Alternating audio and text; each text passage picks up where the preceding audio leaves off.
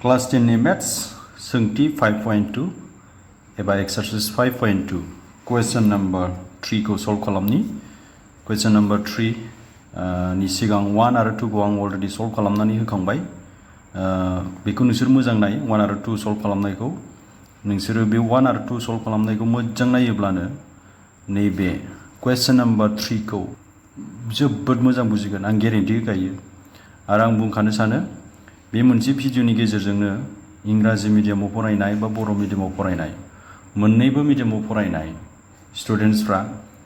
बे question number 3 को बोरै सल्व खालामनांगौ बा क्वेश्चन नंबर 3 नि उनाव थानाय क्वेश्चनफोरखौ बोरै सल्व खालामनांगौ नोंसोर आरामसे बुजिखागोन आं ग्यारेन्टी होना बुंखायो आरो ओरैबायदि शेयार खालाम बे भिडिअखौ नोंनि लोगोफोरनो नोंनि नांगौ जानाय जायनो माने बे भिडिअखौ गोनांथि जानानै फैदों बिथांमोननो शेयार खालामनानै हो आं ग्यारेन्टी होखायो नोंथांमोना जोबजासिमल' नाय बुजिखागोन कि बुजिखागोन लोगोसे नोंसोरो 5.1 खौबो नाय 5.1 सोंथि 5.1 को नायोब्ला नोंसोर नैबे खनानि आइ बाटनाव जुदि लिंक नुदोंब्ला बेवहाय थांनानै नायहैनो हागोन नङाब्ला बे नायबाय थानाय भिडिअनि डिसक्रिप्शननि गाहायावबो आं लिंक होखादों बेवहाय थांनानै नायहैबानो जाबाय स' नायलां 5.2 नि क्वेश्चन नंबर 3 को जों बोरै सल्व खालामनांगौ सोंदों गाहायनि एपिफोरनि बाक्सुआव गोमानाय बिदाबफोरखौ दिहुन जोङो नैबे बक्सआव थानाय गोमानाय बिदाबफोरखौ लिरनांगौनो इंलिश मिडियामफोरनाबो नायना ला क्वेश्चन्सखौ नै in the following APS find द मिसिं टार्म्स इन द बक्सेस बे बक्सआव थानाय मिसिं टार्म्सफोरखौ जोङो मा खालामनांगौ दिहुननांगौ जोबोद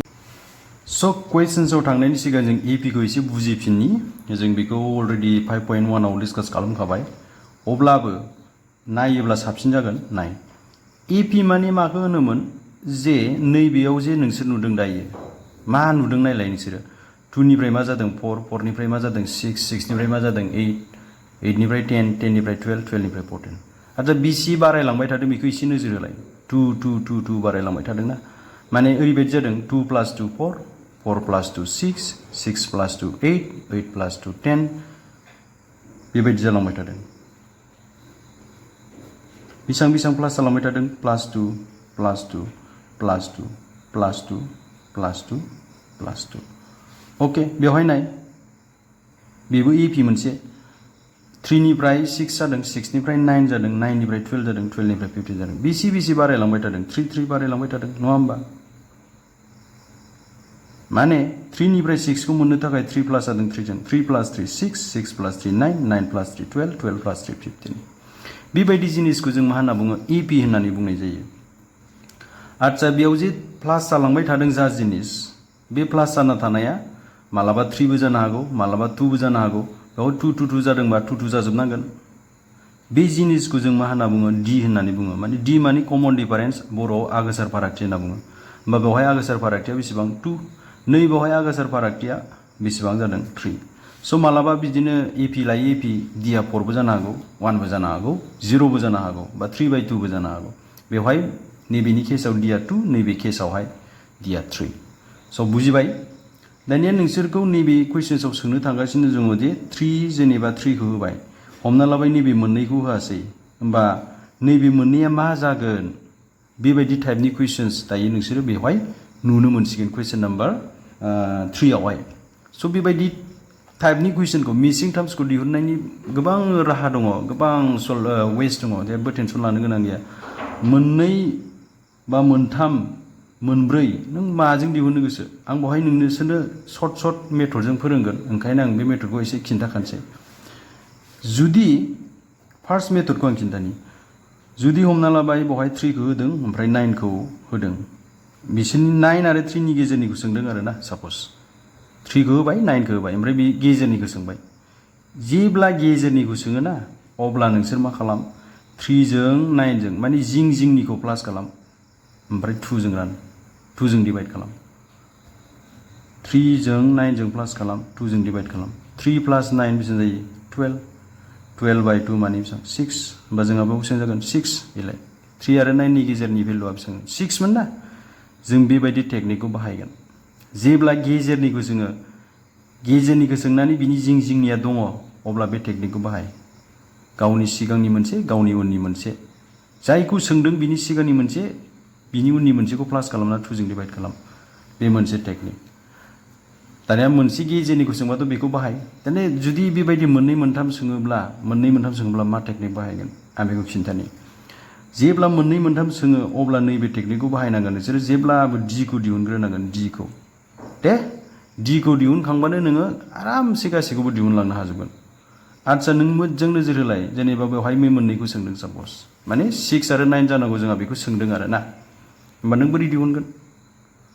3 निफ्राय 12 खौ मोननो थाखाय खनबेसे 3 प्लास जादों खेनसे खननै खनथाम खनबेसे 3 प्लास जादों खनसे खननै खनथाम नङा होमबा आदा बे 3 आ मामोन d मोन गुबुन रावाव बुंनो थाङोब्ला 3 निफ्राय 12 खौ मोननो थाखाय खनबेसे d प्लास जादों खनसे खननै खनथाम बैनिफ्रायनो जों d नि भेलुखौ दिहुनगोन माने 3 जों मा प्लास खनबेसे d प्लास जादों खनसे बेखौ d होनना बुङो दे 3 प्लास जालांबाय थानायखौ खनसे खननै खनथाम होमबा खनथाम d प्लास जादों 3 जों खनथाम d प्लास जानानै जों माखौ मोनहैदों 12 खौ मोनहैदों बाथ्राखौ बुजिबाय 12 खौ मोनहैदों होमबा जों बेनिफ्राय d खौ दिहुनना लाग्रोगोन आरो होमबा 3 जों बेखौ दिहुनबा 4 होमबा सरि बियो ओरै थांग्रोगोन ना 1 मिनिट र' 12 माइनास 3 जागोन ना 12 माइनास 3 जोंहा बेसेबां जागोन 9 होमबा 3 जों 9 खौ दानबा जोंहा बेसेबां जागोन 3 नै d आ बेसेबां मोनगोन 3 मोनबाय जोङो गिबियाव जुदि मोननै मोनथाम सोङोबा d खौ दिहुनना लाग्रोगोन बे टेकनिक आरो मोनसे टेकनिकआ जाहैबाय नैबे फर्मुलाजों an equal to a plus n minus 1d बे मोनसे फर्मुला बेजों नोङो जायखिजाया बिदाब सोङा मानो 7थि बिदाब सोङा मानो 8थि बिदाब सोङा मानो 9थि बिदाब 10थि बिदाब 70 20थि बिदाब नों मा सोङा जानो एनि term first term second term third term fourth term fifth term 17 term 18 term 20 term मा टार्म सोङा मानो नों बेजों हागोन आरो जास्ट बेवहाय मा खालाम नैबे जुदि नोंनाव 10थि टार्म दिहुननो होयोब्ला नैबे n नि जायगायावल' 10 होबानो जाबाय बास आरो नैबे a आ मा जिनिस गिबि बिदाब माने फार्स्ट टार्म जेरै बेयाव फार्स्ट टार्मआ सोरमोन 2 जुदि फार्स्ट टार्मआ 2 बा 2 a नि जायगायाव 2 जागोन जुदि फार्स्ट टार्मआ 3 ब्ला a नि जायगायाव 3 जागोन बे मोनसे आरो जों बेखौ बाहाया बे एसे गोलाव जायो गिदिर प्रब्लेमाव जों बेखौ बाहायगोन बे मोननै फर्मुलाखौ आं नोंसोरनो बेवहाय बाहायनानै बेखौ सल्भ खालामगोन स' नायलांदो आरो मोनसे बाथ्रा गोसोआव लाखि AP आव गिबि बिदाबखौ A1 नङाब्ला A जों फोरमायनाय जायो नैथि बिदाबखौ A2 माने सेकेन्ड टार्मखौ थामथि बिदाबखौ A3 जों फोरमायनाय जागोन ब्रैथि बिदाबखौ A4 A5 A6 बिदिनो जालांबाय थागोन होमबा A1 माने फार्स्ट टार्म माने गिबि बिदाब A2 माने नैथि बिदाब बा सेकेन्ड टार्म A3 माने थामथि बिदाब थार्ड टार्म A4 माने ब्रैथि बिदाब इंलिसाव बुंगोन बेखौ फोर्थ टार्म A5 माने बाथि बिदाब माने फिफ्थ टार्म A6 माने द'थि बिदाब माने सिक्स टार्म बेबायदि जालांबाय थागोन आरो अके स' नाय बिराद गोरलै ओरैबायदि इजि कुवेशन्स गेजेरनिखौ सोंदों गेजेरनिखौ सोंबाथाय खोथायानो गैला आयौ खोथायानो गैला जिंनि होखानाय दङ बिनि गेजेरनिखौ दिहुनदों जास्ट बावैसो खिन्थाबाय आं फर्मुला होमबा बावहाय A1 आ बेसेबां होनाय दं लिरदो 2 आच्छा A1 माने फार्स्ट टार्म नैबे आच्छा सेकेन्ड टार्मखौ सोंदों A2 खौ होमबा A3 खौ होनाय दं थार्ड टार्मआ बेसेबां थामथि बिदाबा 26 ओमफ्राय A2 खौ सोंदों A1 A2 A3 गेजेरनिखौ सोंदों A1 A2 A3 गेजेरनिखौ सोंदों नै ओमफ्राय जिंनिखौ प्लास खालाम माने A2 खौ दिहुननो थाखाय A1 जों A3 जों प्लास खालाम बे जिंनिखौ ओमफ्राय 2 जों डिभाइड खालाम होमबानो बास मोनो आं दहाय बुंखादों मोननै बिदाबनि गेजेरनिखौ सोंबाथाय बे फर्मुलाखौ बाहाय नोंसोर जेबो फर्मुलाखौ बाहायनाङा दै बायदि बानायनो हागोन नोंसोर होमबा 2 प्लास 26 जिंनिया डिभाइडेड बाय 2 28 बाय 2 बेसेबां जागोन नै 14 होमबा जोंहा बेसेबां जागोन 14 ओरैबायदि गोरलै 1 सेकेन्डआवनो नोंसोरो बानायनो हागोन अके स' नाम्बार 2 आव मा सोंदों नाय नाम्बार 2 आव नैबेखौ सोंदों माने बेवहाय A1 खौ सोंदों आरो नैबे बे जाबाय A2 बे होनाय दंखायो 13 आरो नैबे जाबाय A3 बेखौ सोंदों आरो नैबे A4 माने मा ब्रैथि बिदाब एबा फोर्थ टार्म बा 3 आ फोर्थ टार्म नङा होमबा ब्रैथि बिदाब नै फार्स्ट सेकेन्ड थार्ड फोर्थ आच्छा बियो A3 जागोन मानो A3 जागोन मानो होनबा बियो गिबि नैथि थामथि थार्ड टार्म बे अके स' गिबि बिदाबखौ A1 जोंबो लिरजायो बा A जोंबो लिरजायो नो प्रब्लेम होमबा जोङो मा नाम्बार 1 आव मा खालामदोंमोन बे गेजेरनिखौ सोंना होयोब्ला माबोरै बानायनांगौ बिसोरनि जिंनिखौ प्लास खालामनानै 2 जों डिभाइड खालामबानो मोनो होमबा आं मा खालामसिगोन नैबे A3 खौ दिहुननो थाखाय आं मा खालामसिगोन नैबे A3 नि सिगाङाव थानाय सोर बेलाय 13 आरो A3 नि उनाव थानाय सोर 3 बेखौ मोननैखौ प्लास खालामनानै 2 जों डिवाइड खालामगोन होमबा 2 जों डिवाइड खालामबा आं बेसे मोनगोन 16/2 इक्वल टु आं बेसेबां मोनगोन 8 होमबा नैबाव बेसेबां जानो गोनां जोंहा 8 बाथ्राखौ बुजिबाय दानिया नों मोनसे खामानि मावबावहाय आगोसार फारागथि एबा D खौ दिहुनना ला होमबानो नोंहा खामानिया इजि जागोन आरो D खौ बोरै दिहुनो D आ जाहैबाय नों जायखिया मोननैनिफ्राय मोनसेखौ माइनास खालाम 3 निफ्राय 8 खौ माइनास खालाम नङाब्ला 8 निफ्राय 13 खौ माइनास खालाम होमबानो D खौ मोनो होमबा आं 3 निफ्राय 8 खौ माइनास खालामसै 3 निफ्राय 8 खौ माइनास खालामबा आंहा बेसेबां मोनगोन -5 होमबा D खौ जों बेसे मोनगोन -5 आरो D आ माखौ होनना बुङोमोन बिनिफ्राय बेखौ माइनास खालामना मोननाय बिनिफ्राय बेखौ माइनास खालामना मोननाय आरो उल्थायैबा D आ मा बिनिफ्राय बेखौ मोननो थाखाय बे जिनिसखौ नोङो प्लास खालामनांगोन होमबानो नोङो बै जिनिसखौ मा होनना बुंगोन जों D बा 13 निफ्राय 8 खौ मोननोब्ला 13 जों माखौ प्लास खालामनांगोन नैबे -5 खौ प्लास खालामनांगोन आरो 8 निफ्राय 3 खौ मोननोब्ला नों मा प्लास खालामनांगोन -5 जेरै नै बावहाय नै 8 निफ्राय 3 खौ मोननो थाखाय आङो बे 8 मोन नङा होमबा 8 निफ्राय 3 खौ मोननो थाखाय आं बेसेबां नैबे D खौ प्लास खालामनांगोन नै होमबा 8 जों आं -5 प्लास खालामबा बेसे जागोन नै बेसे जागोन 3 जाया होमबा बाथ्राखौ बुजिदों 13 निफ्राय 8 खौ मोननो थाखाय आङो माखौ प्लास खालामनांगोन जेब्लाबो D खौ प्लास खालामनांगौ जिन्दगि गोसोआव लाखि D खौ माखौ प्लास खालामनांगौ जेब्लाबो D खौ दे D खौ प्लास खालामनांगौ होमबा 13 निफ्राय 8 खौ मोननो थाखाय आङो D खौ प्लास खालामनांगोन माने D सोर D बेलाय -5 खौ प्लास खालामनि 13 - 5 बेसे जागोन 8 बेलाय आं 8 खौ मोनदों बेबायदि होमब्ला नों बाव मोनसे नोजोर हो नै बिनिफ्राय बेखौ मोननो थाखाय नों मा प्लास खालामनांगोन D खौ प्लास खालामनांगोन माखौ प्लास खालामनांगोन D खौ प्लास खालामनांगोन माने A1 निफ्राय 13 खौ मोननो थाखाय नोङो बेसेबां प्लास खालामनांगोन D माने A1 जों नोङो D प्लास खालामबानो माखौ मोनगोन 13 खौ मोनगोन बाथ्राखौ बुजिदों होमबा A1 खौ जोङो जिहेतु दिहुननांगौसो ओंखायनो आं A1 खौनो लिरबाय आच्छा D आ बेसेबां जोंहा D आ बेसेबां दं -5 होमबा बेखौ बैथिं लांबा मा जागोन 13 + 5 होमबा A आ बेसेबां जागोन जोंहा 18 होमबा नुबाय नैबावहाय बेसेबां जानांगोन जोंहा 18 नों दानिया 18 निफ्राय 13 खौ मोननो थाखाय मा खालामनांगोन आं दा बावैसो खिन्थानाय बायदि नों D खौ प्लास खालामना हो नंगौ ना नङा नाय 18 निफ्राय 18 जों D खौ प्लास खालामलाय नोङो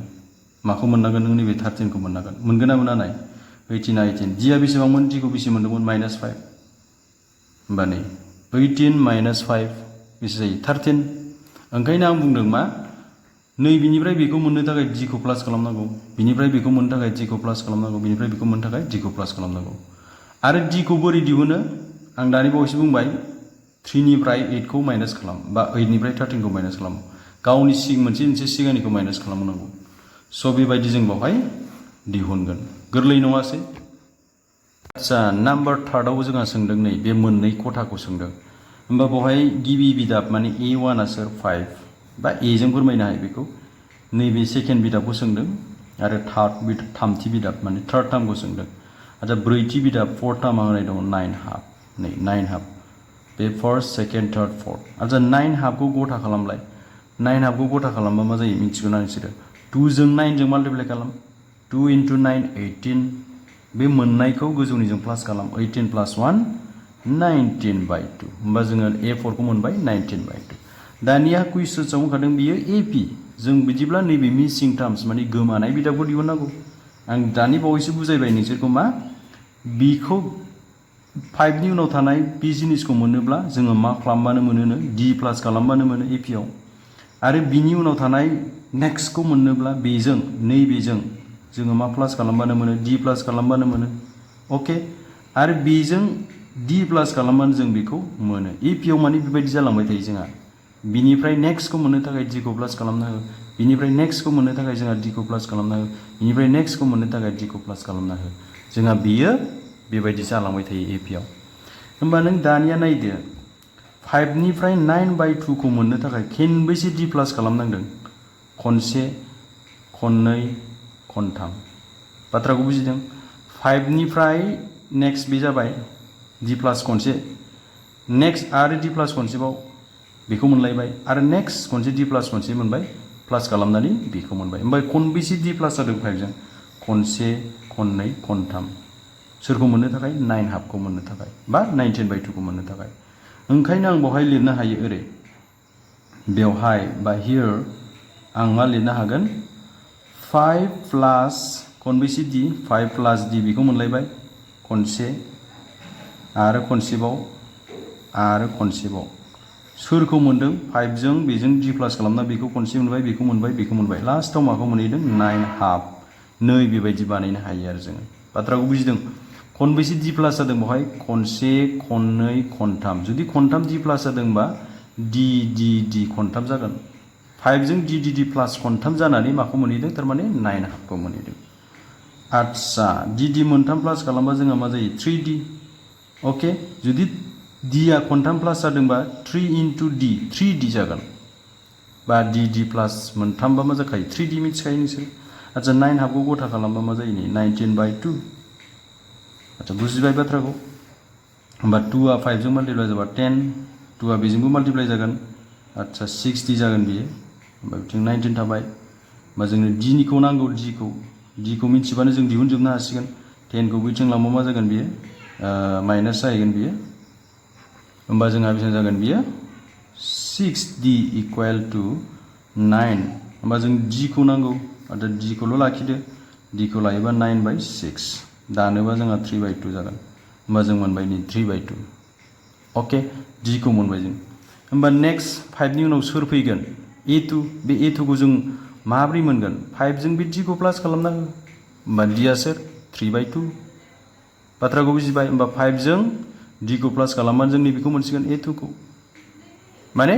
सोरखौ प्लास खालामनांगोन जों नैबे d 3/2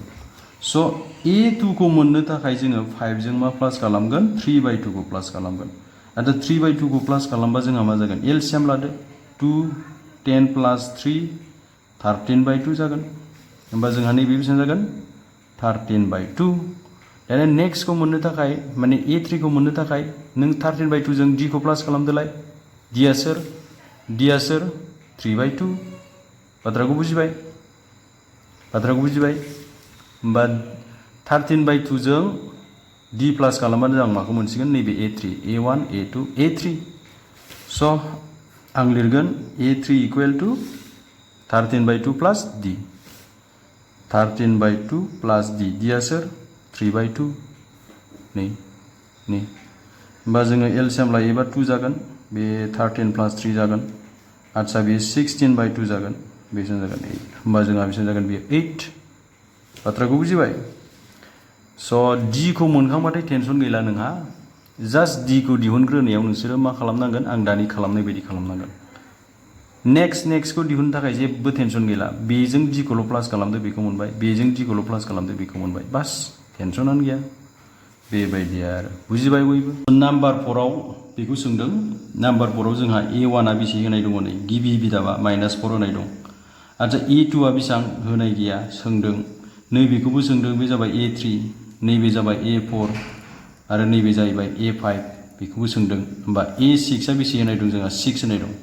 माने गिबि बिदाबा जोंहा होनाय दङ आरो द'थि बिदाब माने 6 टामा होनाय दङ नै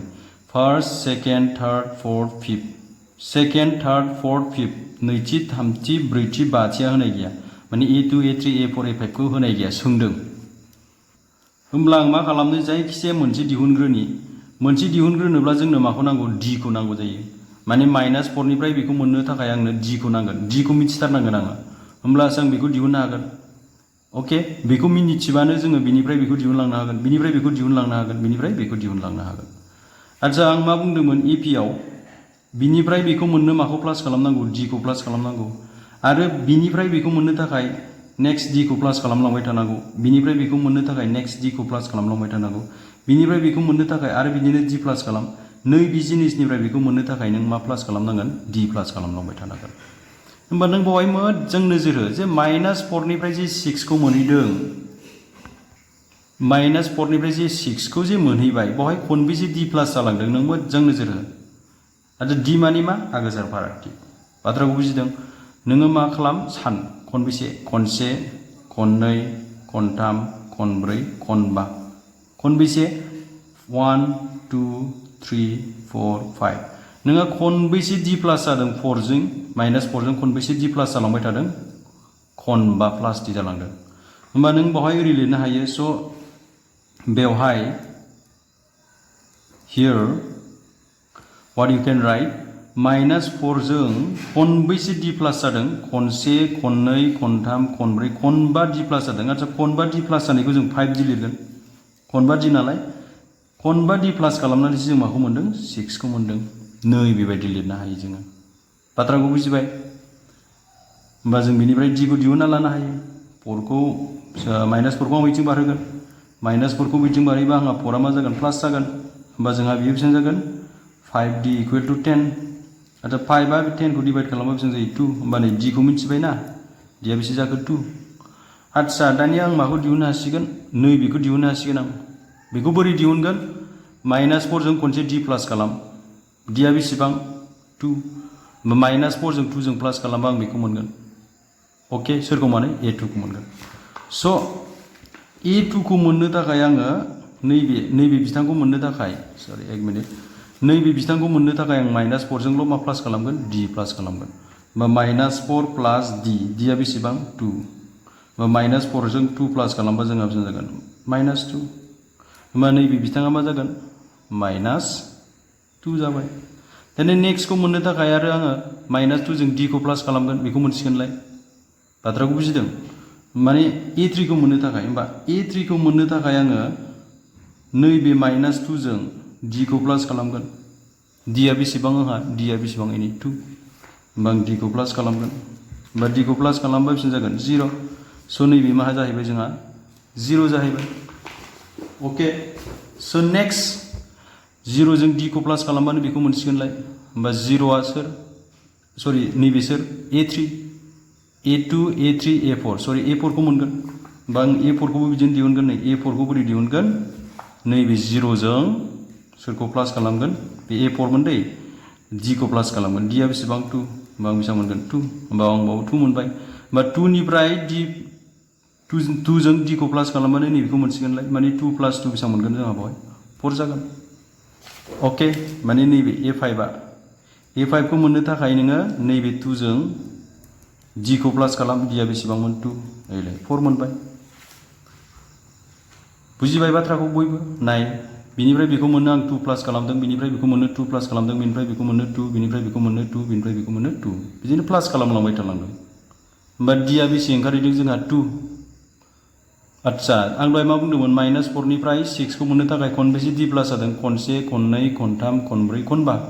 खनबा d आव बेसेबां जागोन d आथ' 2 खनबा d आव बेसेबां जागोन 10 होमबा 10 आरो माइनास 4 प्लास खालामबा बेसेबां मोनगोन 6 मोना होमबा स' जों बेबायदि बानायगोन माने नेक्स्टखौ मोननो थाखाय जोङो प्लास 2 प्लास 2 प्लास 2 खालामलांबाय थागोन d खौ आरो जुदि d आ 3 बा जों 3 3 3 प्लास खालामलांबाय थाबानो जाबाय बास दानिया नोंसोर नैबे कुइसनखौनो जों नोजोर हो नै फार्स्टनियानो गैया फार्स्टनियानो बेयावबो फार्स्टनिया दंमोन बेयावबो फार्स्टनिया दंमोन नैबेनाबो फार्स्टनिया गैयामोन खिन्थु आं बेखौ खायदा बोराय बाहायनानै माने दिहुनबाय ओंखायनो बेवहाय आङो बेलेग फर्मुलाजों दिहुननो हादों आरो बेवहाय खममोन खिन्थु नै बेवहाय नाय गेप्सआ बेसेबां बुरजा 1 2 3 मोनथामनि उनावसो नैबे माइनास 22 खौ मोनदों बेबायदि जेब्ला फार्स्टआ होनाय गैयाना होमब्ला नोंसोरो आं दानि बावै बाहायनाय फर्मुलाजों बानायबा एसे गोलाव जायो ओंखायनो नोंसोरनो सर्टकाट फर्मुला खिन्थानोसै रावबो टिचार्सआ नोंसोरनो बे सर्टकाट फर्मुलाजों फोरोङाखै खोमा आं बांद्राय दुगासो बुंबाय नामा खिन्थु आं सानो माने फोरोंफेराखैबो खोमा नाय नोंसोरो इउटुबाव नायजोब नोंसोरो अके जुदि दङब्ला जेबो नङा जुदि गैयाब्लाथ' आं गावखौनो माने प्राउड फिल खालामबाय आरो नोंसोरबो मोजां मोननो हागौ आচ্ছা नाय बांद्राय दुगा जाबाय नाय आচ্ছা एपिआ मामोन बिनिफ्राय बेखौ मोनलांबाय थायो माबायदि मोनलांबाय थायो सोरखौ प्लास खालामनानै d खौ प्लास खालामनानै d खौ d प्लास जालांबाय थायो दे मा प्लास जालांबाय थायो d प्लास जालांबाय थायो स' नोंसोर मोजां नोजोर होदो 38 निफ्राय माइनास 22 खौ मोननो खैबार d प्लास खालामनांदों बिनिफ्राय बेखौ मोननो खनसे बिनिफ्राय बेखौ मोननो खननै बिनिफ्राय बेखौ मोननो खनथाम बिनिफ्राय बेखौ मोननो खनब्रै खनसे खननै खनथाम खनब्रै बुजिदों बाथ्राखौ खनबेसे खनब्रै जुदि फार्स्ट टार्मा होनाय गैयाब्ला बा फार्स्ट टार्मा होनाय दङब्लाबो नोंसोर बे फर्मुलाजों नोंसोर बानायनो हागोन आरो बिराद इजि हा 38 निफ्राय -22 खौ मोननो बेसे d प्लास जालांबाय थादों बेखौ नोजोर होनो दै मानो होनबा ep आव d प्लास जालांबाय थायो आं अलरेडि बुंखादों बा 1 2 3 4 होमबा 38 निफ्राय 20 -22 खौ मोननो थाखाय 38 जों बेसे प्लास जादों सारि बार दि 1 2 3 4 ओमफ्रायसो सोरखौ मोनहैदों -22 खौ मोनहैदों नोंसोर बिदि लिरनो हागोन बेवहाय होननानै हियर होननानै बाथ्रा बुजिबाय खनसे खननै खनथाम खनब्रै आरो खनब्रै d खौ नोंसोर बेबायदि लिरलायनाङा नोंसोर ओरै लिरबानो जाबाय ना ओरै लिरबानो जाबाय d खनब्रैखौथ' जों ओरै लिरोना ओरै लिरो नंगौना नङा बेबायदि बानायनो हागोन नोंसोरो दे बाथ्राखौ बुजिबाय होमबा 38 खौ आं ओइथिं लांसै होमबा बिदिनो जागोन -38 जागोन बेजों जागोन -60 बे 4 आ बेखौ डिवाइड खालामबा -15 नै d खौ मोनबाय -15 d खौ मोनबायबाथाय टेनसनानो गैला खोथायानो गैला a1 खौबो दिहुननो हाबाय नोङो a2 खौबो दिहुननो हाबाय a3 खौबो दिहुननो हाबाय नों माखौ दिहुननो आरो आं माखौ दिहुनगोनसै नै बे a3 मोन दे बे a1 बे a2 बे a3 खौ दिहुनसै आं आरो a3 खौ दिहुननोब्ला आं 38 जों माखौ प्लास खालामनांगोन नै d खौ प्लास खालामनांगोन सोरखौ दिहुननो थाखाय a3 खौ होमबा a3 खौ दिहुननोब्ला आङो a3 नि सिगाङाव थानाय माने a2 जों सोरखौ प्लास खालामनांगोन d खौ बाथ्राखौ बुजिबाय माने नैबेजों a2 जों प्लास खालामनांगोन d a2 आ सोर 38 a2 आ सोर 38 d आ सोर -15 आरो बिसोर मोननैजों प्लास खालामबा मा जागोन 38 प्लास माइनास -15 होमबा जोंहा बेसेबां जागोन बिथिं 23 होमबा जोंहा a3 आ 23 जाबाय दानिया जों सोरखौ दिहुनबावनांगौ नैबेखौ मोजां मोनखो 23 मोनबाय जों बेखौ 23 मोनबाय दाना नेक्स्टखौ दिहुननो थाखाय नोङो सोर नेक्स्टआ सोर बेलाय a1 a2 a3 a4 खौ दिहुननो थाखाय 23 जों d प्लास खालामबानो जाबाय होमबा a4 खौ दिहुननो थाखाय माने a3 जों d खौ प्लास खालाम आच्छा माने नैबेजों a3 आ सोर 23 नैबे नै 23 जों सोरखौ प्लास खालामनांगोन d खौ 23 जों सोरखौ प्लास खालामनांगोन d खौ ओके होमबा 23 जों d खौ प्लास खालामबा बेसे मोनगोन d आ बेसेबां -15 बेसे मोनगोन नोङो 8 मोनगोन होमबा नोंहा बेसे जाखो बे 8 होमबा बिनिफ्राय बेखौ मोननो थाखाय 8 जों -15 खौ प्लास खालामदोलाय होमबा 8 जों -15 खौ प्लास खालामबानो नों नैबेखौ मोनगोन बे मामोन a1 a2 a3 a4 a5 खौ मोननो थाखाय बेजों प्लास d ल' प्लास खालाम होमबा a5 खौ मोननो थाखाय a4 जों d खौ प्लास खालाम a4 माने नैबेखौ नै जादों दे बेखौ 8 खौ d -15 जों प्लास खालामबा बेसेबां जागोन -7 होमबा जोंहा नैबे बेसेबां जागोन -7 होमबा नैबे बिथाङा बेसे जाहैगोन बे बिथाङा आच्छा नोङो मोनसे खामानि मावदो बे गिबि बिदाब नालाय बेजों बेखौ प्लास खालामबानो नोंहा मा मोनगोन a1 जों d खौ प्लास खालामबानो माखौ मोनोमोन 13 खौ मोनोमोन आं बुंदों ना होमबालाय नों बेखौ बिदि लिरनो हायोना a1 खौ मोननो थाखाय सरि a2 खौ मोननो थाखाय एक मिनिट भिडिअआ गोलाव जाबाय a2 खौ मोननो थाखाय a1 जों आं d खौ प्लास खालामबानो जायो नैबे a1 नङा होमबा बे a1 जों आं d प्लास खालामबानो माखौ मोनगोन 38 खौ मोनगोन ना माखौ मोनगोन 38 खौ मोनगोन होमबा आं मा लिरनो हायो a1 प्लास d इकुवेल टु मा लिरनो हायो आं 38 मानो लिरनो हागौ बेखौ नाय a1 जों आं d प्लास खालामबानो माखौ मोनगोन आं 38 खौ मोनगोन 38 जों d खौ प्लास खालामबानो माखौ मोनगोन 23 खौ मोनगोन होमबा a1 जों आं d खौ प्लास खालामबानो 38 मोनगोन ना ओंखायनो आं बिदि लिरनो हायो a1 प्लास d इकुवेल टु 38 a1 खौ दिहुननांगौ d आ बेसेबां -15 बिथिं दङ 38 नाथाय a1 खौल' लाखिदो बेखौ बैथिं मारोबा +15 होमबा बेसेबां जागोन बियो नायनोसै जोङो 8 + 5 जोंहा 13 जायो आरो बिथिं 53 नै ओमफ्राय जोंहा बेसेबां जाखो एन्सारा 53 होमबा फार्स्ट टार्मा जोंहा मा जागोन 53 सेकेन्डआ जागोन होखानाय दङ 38 23 8 -7 -22 नैबे बिथांमोनहा गैयामोन बे बिथांमोनखौ जों दिहुनबाय नै जोबोद जोबोद जोबोद जोबोद जोबोद गोरलै नङा होमबा ओरैबायदि गोरलै चेनेलखौ साबस्क्राइब खालामाखैबा चेनेलखौ साबस्क्राइब खालाम फैबाय थानाय भिडिअनि बे 4 5 6 7 8 9 नुजोबगोन नोंसोरो टेनसनखौनो लानाङा आरो बुजिखागोनबो आं गेरेन्टि होखायो स' नायनायनि थाखाय जोबोद जोबोद साबायखर थाबाय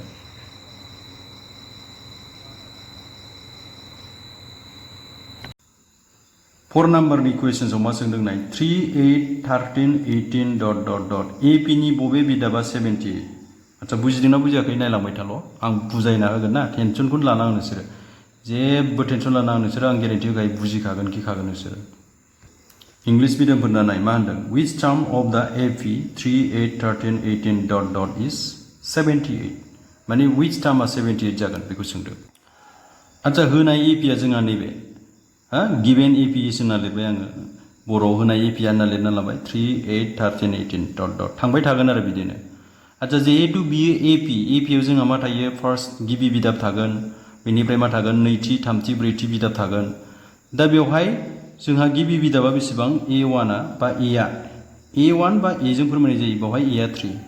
अके बुजिबाय बयबो स' here A is equal to 3 बिदि लिरजागोन बेनिफ्राय नोंनो मा नांगौ बेवहाय D खौ नांगौ दै D खौ नांगौ जेब्लाबो गोसोआव लाखि D खौ नांगौ आरो D खौ जों बोरै दिहुनगोन आं जेब्लाबो आंनि भिडिअ'आव बुंबाय थादों D खौ नों दिहुननो थाखाय मा खालाम गावनि मोनसे सिगांखौ माइनास खालाम AP आव 8 निफ्राय हयथ' नों 3 खौ माइनास खालामनो हागोन बा नों 13 निफ्राय 8 खौ नोंनि गोसो होमबा आं 8 निफ्राय 3 खौ माइनास खालामसै 8 निफ्राय 3 खौ माइनास खालामबा बेसे मोनगोन आङो 5 होमबा आं D खौबो मोनबाय 5 दानिया कुइसन्सआव फैफिनदो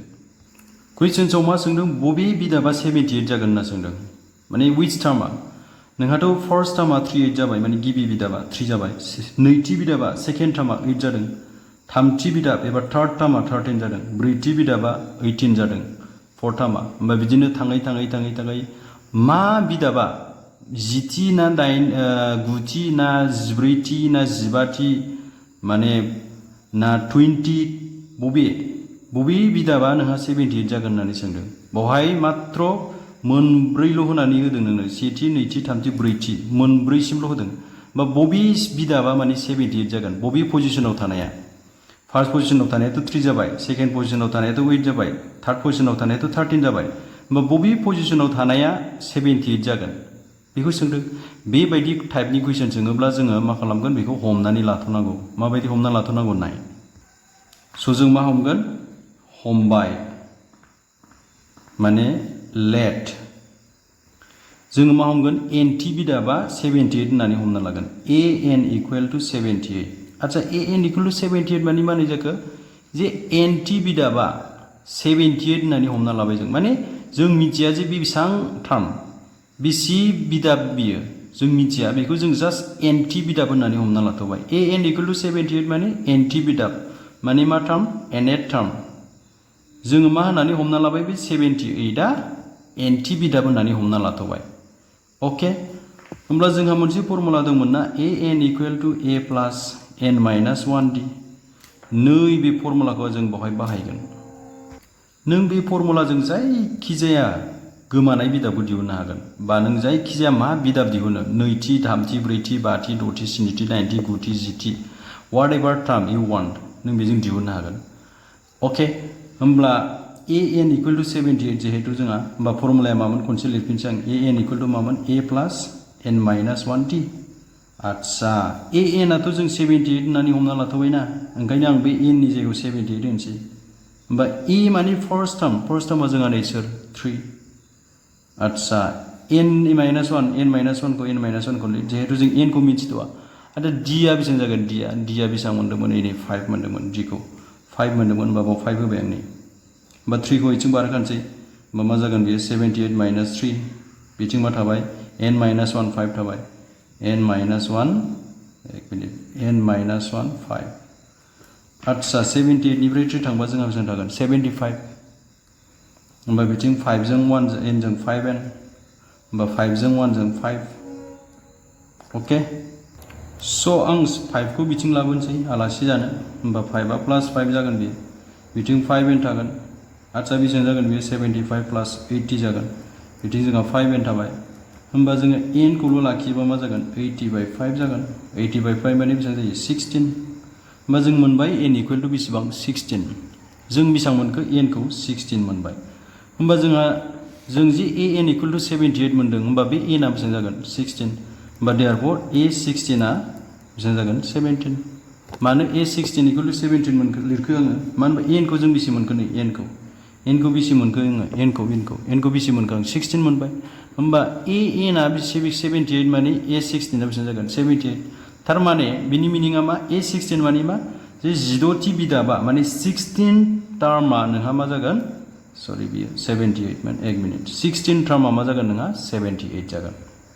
16 थि बिदाबा नोंहा मा जागोन 78 बावहाय जोंनाव मा सोंदोंमोन बबे बिदाबा 78 जागोन होनना सोंदोंमोन बबे बिदाबा 78 जागोन होनना सोंदोंमोन बबे बिदाबा 78 जागोन 16 थि बिदाबा माने 16 पजिशनाव थानाया बेबायदि दिहुनगोन जों जेब्ला बिदाब सोङो बबे बिदाबा 70 जागोन बबे बिदाबा मा जागोन होननानै सोङो अब्ला नोंसोरो बे फर्मुलाखौ बाहाय जेब्लाबो अके 5 नाम्बाराव मा सोंदों नाय गाहायनि एपिफोरनि मोनफ्रोमाव बिदाबफोरनि अनजिमा दिहुन जों मा दिहुननांगौनो बिदाबफोरनि अनजिमाखौ दिहुननांगौ इंलिश मिडियामनाबो नायना ला find the number of terms in each of the following APs number of टार्म्सखौ सोंदों माने मोनबेसे बिदाब दङ बेखौ सोंदों अके गाहायनि एपिफोरनि मोनफ्रोमाव बिदाबफोरनि अनजिमा माने मोनबेसे बिदाब दङ बेखौ सोंदों नैबे एपिआव मोनबेसे बिदाब दङ बे एपिआव मोनबेसे बिदाब दं बेखौ सोंदों आच्छा बे एपिआव गासैखौबो होजोबाखै नों होजोबनायमोनब्लाथ' साननानै खिन्थानो हागौमोन ना जे बेवहाय इसिखिनि बिदाब दङ होननानै इसिखिनि टार्म्स दङ होननानै बहाय मा होदों 7 13 19 मोननैसोखौ होबाय ओमफ्राय लास्टनिखौ होना होबाय बेयावबो बिदिनो फार्स्ट सेकेन्ड थार्ड फर्थखौ थार्डसिम होबाय ओमफ्राय लास्टखौ होना होबाय मोनबेसे बिदाब थानो हागौ मोनबेसे टार्म्स थानो हागौ बेबायदि सोंदों जेबो सिन्था खालामनाङा ओरैबायदि गोरलै ओंखाम जानायाव दै लोंनायसो होमबा नोङो फार्स्टआव माखौ लिरना लाग्रो होनाय एपिआ होनना लिरना लाग्रो गिभेन एपिएस होनना लिरदो गिभेन एपिएस होनना जों लिरना लाग्रोबाय नै 7 13 19 ... 205 सिम आच्छा बेवहाय गिबि बिदाबा मा एआ सोर एआ स' इउ राइट बेवहाय माने हियर फर्स्ट टार्मखौ जों माजों फोरमायनाय जायो गिबि बिदाबखौ एजों फोरमायनाय जायो गिबि बिदाबा 7 आच्छा आं d खौ दिहुनना लानि d खौ बोरै दिहुना बुंबाय थाखादों गावनि मोनसे सिगांखौ माइनास खालाम होमबा 13 निफ्राय 7 खौ नङाब्ला 19 निफ्राय 13 खौ आं 13 निफ्राय 7 खौ माइनास खालामसै होमबानो आं d खौ मोनगोन 13 निफ्राय 7 खौ माइनास खालामबा मा मोनगोन आं 6 मोनगोन आं होमबा d आ बेसे जाखो जोंहा d आ 6 जाबाय आच्छा d खौ मिथिबाय गिबि बिदाबखौ मिथिबाय होमबाथाय नों टेनसनानो गैला जेबो टेनसन गैला नोंहा दायो नोङो मोनबेसे बिदाब दं बेखौ आरामसे दिहुननो हागोन आच्छा मोनबेसे बिदाब दङआव जोङो सोरखौ दिहुननांगौ जेब्लाबो n खौ दिहुननांगौ जे n खौ n माने मोनबेसे बिदाब हाउ मेनि टार्म्स अके आं बेवहाय नोंसोरनो मोनसे फर्मुला खिन्थाबावनि जोबथा बिदाबा बेवहाय सोर 205 माने बे एपिआ 7 निफ्राय जानानै 13 19 जालाङै बहा जोबहैदों 205 अके होमबा बेवहाय जोबथा बिदाबखौ माने जोबथा टार्मखौ जों माजों फोरमायनाय जायो एपिआव एल जों फोरमायनोबो हायो एल जों अके आरो एल खौ दिहुननायनि मोनसे फर्मुलाया जाहैबाय नैबे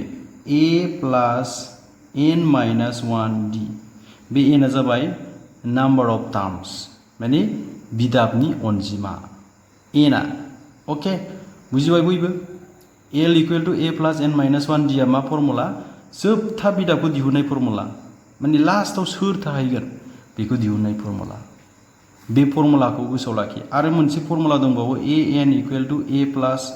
n माइनास 1d नों बे फर्मुलाजोंबो बेखौ दिहुननो हायो आच्छा बे आरो बे फर्मुला एखेयानो अके जुदि नोंहा जोबथा बिदाब दंब्ला माने लास्ट टार्मआ दंबा नों बे फर्मुलाजों बानाय होमबा नोंहा टेनसनानो गैया होमबा l इक्वल टु जों मा लिरनो हायोनो a plus n minus 1d लिरनो हायो l माने जोबथा बिदाब गोसोआव लाखि लास्ट टार्म होमबा लास्ट टार्मआ जोंहा सोर बेसेबां बहाय l आ सोर बहाय 205 बाथ्राखौ बुजिबाय आच्छा a आ सोर a आ इनि 7 n खौथ' मिथिया n माइनास 1 खौनो लिरदो d खौथ' मिथिबाय इनि 6 होमबा 7 खौ आङो बिथिं बारहोखानोसै माइनास 7 जागोन बियो बिथिं मा थाखो नोंहा नैबे थाबाय n माइनास 1 6 थाबाय 205 निफ्राय बिथिं जोंहा 7 थांना माइनास नङाबा नों मोनसे खामानि माव एसे गोलाव जाजानो बादोंब्ला नों 205 खौ 205 खौनो लिर नोङो बे 7 खौ 7 खौनो लिरथ' 6 खौ n जों माल्टिप्लाइ खालामग्रो माबा मोनगोन 6n 6 जों -1 जों मा जागोन -6 नङा होमबा 205 बा 205 7 जों 6 जों मा जागोन 7 आरो -6 मा जागोन 1 जागोन बा 7 जों 6 जों आंहा मा जागोन माइनास सालायलायनानै 1 बिथिं थागोन आंहा 6n आरो बेखौ आं बिथिं बारोबा मा जागोन आलासि जानलाबा माइनास फैगोन बियो होमबा बिथिं थाबाय आंहा 6n होमबा आं बेसे मोनगोन 205 बेनिफ्राय बेखौ माइनास खालामबा 204 मोनगोन 6n होमबा n खौ दिहुनोब्ला आङो बे 6 खौ बिथिं लाबोनांगोन होमबा 6 आ 204 खौ डिवाइड जागोन आচ্ছা 6 आ 204 खौ डिवाइड जाबा बेसे मोनगोन आं 34 स' n खौ मोनबाय आं नै n खौ बेसे मोनखो 34 बे n आ मा होनो बहाय जि n मोनहैदों बे n आ माखौ फोरमायदों n आ माखौ फोरमायदों नाम्बार अफ टार्म्स माने मोनबेसे बिदाब दं बेखौ सोंदों स' बेवहाय मोनबेसे बिदाब दङ गासै खैथा दङ 34 था बिदाब दङ खिन्थु जायखौ लिरजोबाखै बिसोरो स' इउ राइट लास्टआव गासै बिदाबा बिदाबनि अनजिमाया नाम्बार अफ टार्म्स इकुवेल टु बेसेबां 34 बास सेम टु सेम नाम्बार 2 खौबो जों बिदिनो बानायगोन जेबो टेनसन लानाङा स' नाय होनाय एपिआ बा गिभेन एपिआ बे बहाय गिबि बिदाबा ए आ सोर ए आ 18 आচ্ছা जों बहाय d खौ दिहुनना लानि d खौ बोरै दिहुनो आं फोरोंखाबाय d खौ दिहुननो थाखाय नोङो बिनिफ्राय बेखौ माइनास खालाम गावनि मोनसे सिगांखौ बा 30 निफ्राय 5/2 खौ माइनास खालाम होमबा नोङो आङो मा खालामनि 15 हाफनिफ्राय 18 खौ माइनास खालामनि आচ্ছা दानिया नोंसोर साननो हागौ जा बिनिफ्राय बेखौ बोरै माइनास खालामगोन आं जेबो टेनसन लानो गोनां गैया बेखौ नों गथाल' खालामग्रो गथा आচ্ছা बेखौ बोरै गथा खालामो 15 जों 2 जों माल्टिप्लाइ खालाम माने सानजाब 15 × 2 माल्टिप्लाइ खालामखांनानै 1 जों प्लास खालामनांगौ अके होमबा 15 × 2 बेसेबां जायो 30 प्लास 1 31 बेखौ आं गोजौआव लिरगोन गाहायाव मा थागोन आंहा 2 थागोन जों बेखौ बिदि बानायो गोसोआव लाखि 2 जों 15 जों माल्टिप्लाइ खालामग्रोगोन माल्टिप्लाइ खालामना मोननायखौ गोजौनि 1 जों प्लास खालामगोन गाहायाव 2 आ 2 थागोन एलसिएम लाबाय 2 जागोन बा 2 जों 2 डिवाइड खालामहरदो 1 जों 31 आচ্ছা बेहाथ' गाहायाव रावबो गैया 1 ल'सो ओंखायनो 2 जों 18 जों डाइरेक्ट माल्टिप्लाइ खालामहरदो 36 जागोन होमबा जों बेसेबां मोनगोन -5 मोनगोन -5/2 नि होमबा जोंहा आगोसार फारागथिया माने d आ बिनिफ्राय बेखौ मोननो थाखाय जोङो मा प्लास खालामनांगोन थारमाने -5/2 बिनिफ्राय बेखौ मोननो थाखाय जों मा खालामनांगोन -5/2 माने जों d खौ मिथिबाय आচ্ছা d खौ मिथिखांनायनि उनाव जोङो दानिया जोङो हमनानै लानोसै आচ্ছা आं बिथिं लिरनोसै दे टेनसन लानाङा बिथिं लिरनि आङो बिनि उनाव बेखौ लिरबानो जाबाय नोंसोरो आচ্ছা हमबाय आচ্ছা 1 मिनिट हमबाय नङा बहाय l आ बेसे होनाय दङ जों मोनसे फर्मुला दङ जों l इकुवेल टु मामोन a plus n minus 1d बे फर्मुलाजोंनो बानायसै जों बेखौ बेलेग फर्मुलाजोंबो बानायनो हायो आं बे फर्मुलाजों बानायफिनसै दे होमबा l माने मामोन जोबथा बिदाब जोबथा लास्ट टार्म होमबा लास्ट टार्मबासो जोंहा जों -47 खौ बाव होना हो a आ बेसेबां a आ इनि गिबि बिदाब 18 n-1 खौ n-1 खौ लिर d खौ बेसे मोनखो आं -5/2 -5/2 मोनबाय बास अके आচ্ছা आङो बेखौ इथिं बारहोखाबा मा जागोन -47 -18 जागोन बियो होमबा आंहा बिथिं थागोन n-1 आरो -5/2 होमबा बिसोर सानैजों लोगो जागोन स' लोगो जानानै जों मोनगोन -65 आচ্ছা बे -5/2 आ n जोंबो माल्टिप्लाइ जागोन आरो बेजोंबो माल्टिप्लाइ जागोन होमबा बियो बेजों माल्टिप्लाइ जाबा मा मोनगोन -5/2n आरो बेजों माइनासजों माइनास प्लास 5/2 अके -5/2 जों n जों -5/2n -1 जों प्लास 5/2 होमबा आङो n खौ जिहेतु दिहुननांगौ आं ओंखायनो बेखौ ओरै बानायनोसै बा नोंसोरो मोनसे खामानि माव एसे इजिसिन जागोन 1 मिनिट -47 जों बेजों प्लास खालामबा जोंहा बेसेबां जायो -65 नङा होमबा आচ্ছা बे 2 आ गाहायाव दं नङा होमबा बे 2 खौ आं मा खालामगोन बिथिं लांगोन आं बिथिं लांबा बे माल्टिप्लाइ जाहैगोन सोरजों 2 जों जाहैगोन 2 जों माल्टिप्लाइ 65 जों माल्टिप्लाइ जाहैगोन बियो 2 आ होमबा बिथिं मा थाखो आंहा n माइनास 1 माइनास 5 ल' थालांबाय होमबा बिसोर मोननैजों माल्टिप्लाइ जोंहा जों जागोन माइनास 130 आच्छा बे माइनास 5 आ n जों माल्टिप्लाइ जाबा माइनास 5n माइनास जों माइनास 1 जों प्लास 5 बाथ्राखौ बुजिबाय जोबोद गोरलै नङासै होमबा माइनास 130 आव 130 बे 5 खौ आं इथिं बारायनोसै माइनास 5 जाहैसिगोन बियो इथिं दङ जोंहा माइनास 5n बेयो जाहैगोन माइनास 135 बिथिं दङ माइनास 5n माइनास माइनास दानदो आच्छा n खौल' लाखियोब्ला 135 बाय 5 मोनबाय 135 बाय 5 मोनबाय जोङो बेखौ डिभाइड खालामबानो मोनबाय जोङो आच्छा बे बेसेबां थांगोन 2 बिथिं थागोन जोंहा 27 होमबा जों नुबाय नाम्बार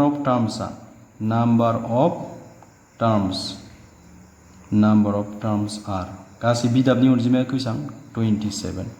जोंहा लास्टआव n मोनहैबायना n बेनो जोंहा दिहुननो गोनां एन्सार जायो होमबा बेवहाय खैथा बिदाब दङ नैबेवहाय खैथा बिदाब दङ गासै 27 ता बिदाब दङ जों जायखौ बानायनानै मोनहैबायदि जों बेबायदि बानायगोन फार्स्टआव ए खौ लिर सेकेन्डआव डि खौ दिहुन सेकेन्डआव नैबे फर्मुलाखौ बाहाय बास होमबानो मोनबाय अके